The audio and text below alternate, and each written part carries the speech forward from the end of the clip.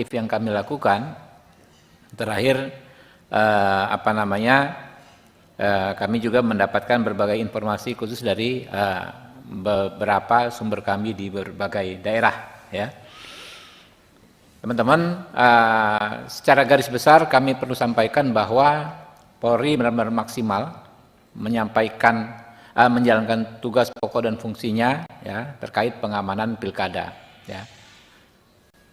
Peran maksimal Polri tersebut mulai dari persiapan, ya, persiapan artinya membantu distribusi logistik, ya, penyiapan TPS, ya, kemudian juga pelaksanaan pencoblosan, ya, menjaga ketertiban terkait pencoblosan sampai dengan selesainya penghitungan cepat di masing-masing daerah, ya, atau yang namanya disebut real count. Sebenarnya bukan real count itu, ya, tetapi penghitungan dengan aplikasi. Kami menyampaikan sekali lagi bahwa peran Polri sangat maksimal dan kami harus menyampaikan apresiasi yang luar biasa, ya, kepada Pak Kapolri Listio Sigit, para Kapolda, para Kapolres, para Kapolsek, para Babin Kamtibmas. Namun memang ada beberapa informasi yang kami dapatkan di Sekretariat Komisi 3, tepatnya ada 5 informasi tentang kejadian yang cukup menonjol. Yang pertama adalah kejadian di Puncak Jaya, Papua Tengah, ya. Itu ada bentrokan antar pendukung karena terjadi saling klaim kemenangan. Kami terus pantau kejadian tersebut dan kami anggap respon Polri sudah tepat, ya, yaitu melakukan pengamanan dengan tindakan yang tegas dan terukur. Kemudian juga di Memberamo Tengah, Provinsi Papua Pegunungan. Lalu ini juga terkait dengan pencoblosan, ya, di Papua Tengah, ya. Kemudian di Jeneponto, Sulawesi Selatan. Di Aceh, ini yang tadi pagi kami mendapatkan masukan soal adanya saling klaim kemenangan antara 2 kontestan, di mana proses rekapitulasi berjenjangnya saat ini sedang berjalan dan masyarakat sangat meminta kami bersuara agar, ya, pihak keamanan terutama Polri di sana menjamin, ya, tidak terjadinya kecurangan, ya, dalam proses rekapitulasi yang berjenjang tersebut. Lalu yang terakhir yang perlu kami sampaikan juga, kami mendapat desakan dari masyarakat untuk menyampaikan kejadian walaupun tidak terkait dengan pemilu, tetapi perlu menjadi catatan, yaitu penembakan terhadap pelajar sehari menjelang hari H di Semarang, Provinsi Jawa Tengah. Ya, banyak sekali masyarakat yang mengatakan bahwa Kapolresnya perlu mendapatkan evaluasi khusus. Kami sependapat juga, ya, karena Kapolresnya ini setelah kejadian saya telepon saja nggak angkat telepon. Bagaimana mungkin kita sebagai pengawas, ya, resmi langsung kita ingin mendapatkan informasi dari Kapolresnya tidak diindahkan oleh si Kapolres ini. Padahal peristiwanya sangat luar biasa.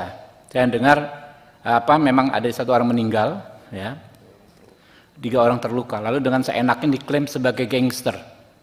Gangster seperti apa, gitu kan?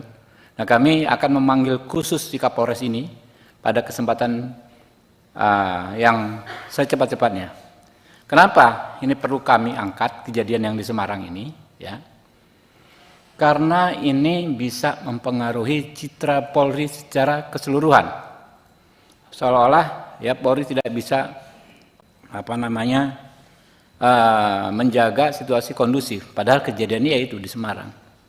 Jadi ini nggak ada kami perlu sampaikan, ya,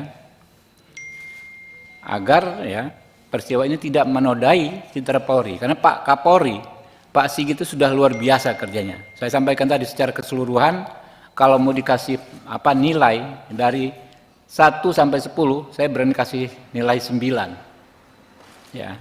Kenapa? Ini nggak ada isu-isu apa lagi. Beda dengan waktu pemilu kemarin, kan, ya. Banyak sekali dari masyarakat sipil dan lain sebagainya, ini nggak ada. Tapi kejadian di Semarang ini benar-benar memprihatinkan, dan ini kinerja Kapolresnya ini perlu dievaluasi seperti apa. Ya, jangan sampai nilai titik merusak susu sebelanga, itu peribahasanya ya. Apalagi Kapolresnya ini susah sekali berkomunikasi. Mungkin ada tambahan dari Pak Rano, Alfat? Ya, mungkin itu teman-teman. Jadi kami terus ini ada masa kerja kita 5 hari ke depan, ya. Kami terus membuka diri kepada masyarakat untuk memberikan masukan kepada kami, ya, terkait pemilu ini, ya.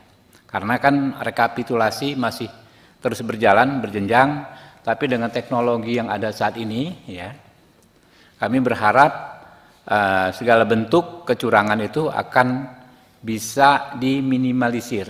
Ya, teman-teman kan berpartisipasi, semua orang sekarang punya handphone, ya, tiap kejadian bisa direkam dan dilaporkan segera. Mungkin itu teman-teman. Ya, ada tambahan, ada pertanyaan dari teman-teman? Yes.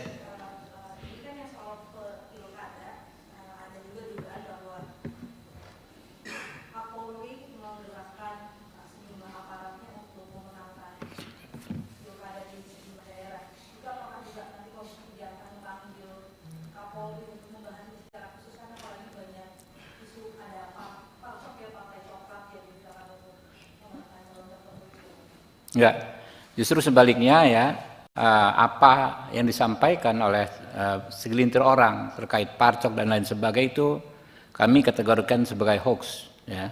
Dan ada juga anggota DPR yang menyampaikan hal tersebut, orang tersebut bahkan sudah dilaporkan ke MKD, ya. Karena kami juga anggota MKD, ya.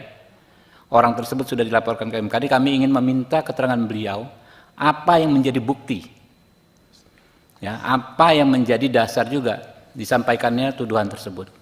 Namanya pilkada ini tidak hanya antara dua kubu, ya. Karena jadi hampir nggak mungkin Kapolri ya menggunakan institusinya untuk kepentingan kubu tertentu, karena di setiap pilkada itu bisa terjadi mix, ya, antar kubu partai-partai politik gitu kan. Di provinsi A misalnya partai A berkoalisi dengan partai B, di provinsi lainnya berseberangan, ya. Jadi secara logika nggak logis, ya.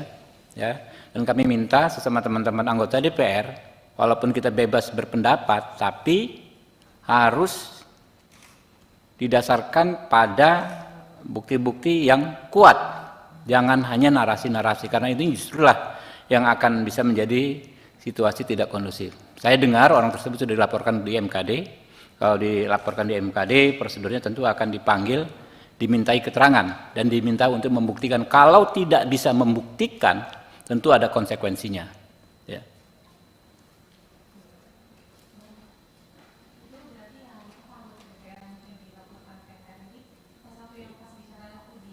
Saya nggak tahu. Pokoknya saya mendengar saya kan anggota MKD, ya, saya mendapat informasi ada anggota DPR yang dianggap menyampaikan informasi yang tidak tepat atau fitnah atau hoax, informasi tanpa bukti bersifat tuduhan, ya. Kan anggota DPR itu kalau secara hukum memang imun, tapi di MKD kami punya mekanisme supaya setiap pernyataan itu tidaklah bernuansa fitnah.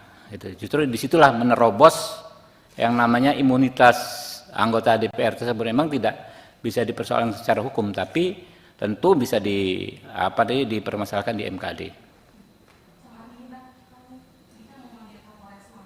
Iya. Iya, persis. Ya. Ya. Hari Selasa, sekitar hari Selasa.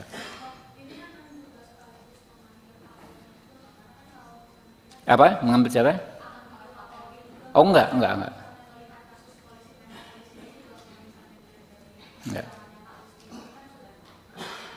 Enggak, baru 2 kali yang periode ini, ya.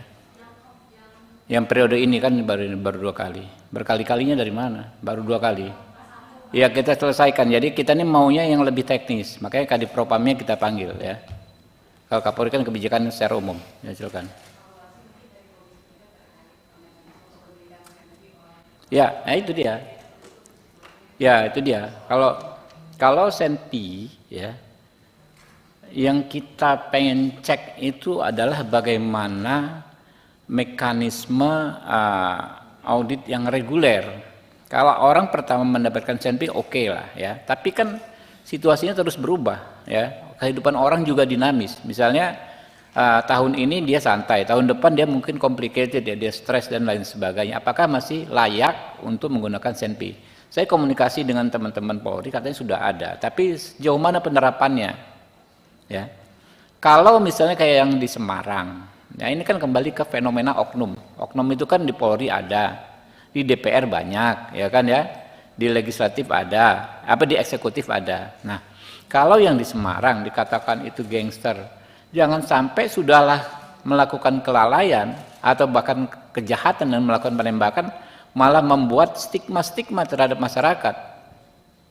Namanya tawuran itu kan belum tentu gangster, biasalah anak-anak ya remaja tawuran kayak di dapil saya, ya bukan biasa, sering terjadi, tapi bukan berarti mereka gangster. Gangster itu kan kejahatan terorganisir, ya dia memang tujuan utamanya melakukan kejahatan dan membentuk kelompok. Apakah hal tersebut yang terjadi di Semarang? Jadi jangan sembarangan, ya. Saya ingatkan penegak hukum kita jangan sembarangan mengeluarkan pernyataan. Bahkan ini kan masih sedang proses juga. Ya.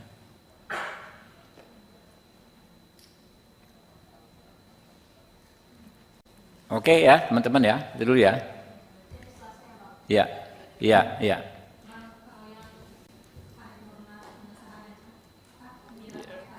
Tanggal 5 kalau salah. Kalau nggak salah tanggal 5, nggak tahu, saya belum dapat info. Iya, betul.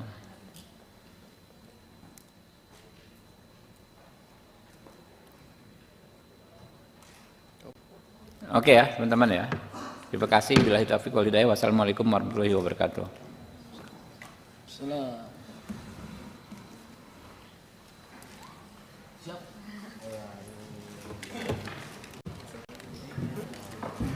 Unhas sudah nggak ada si ini.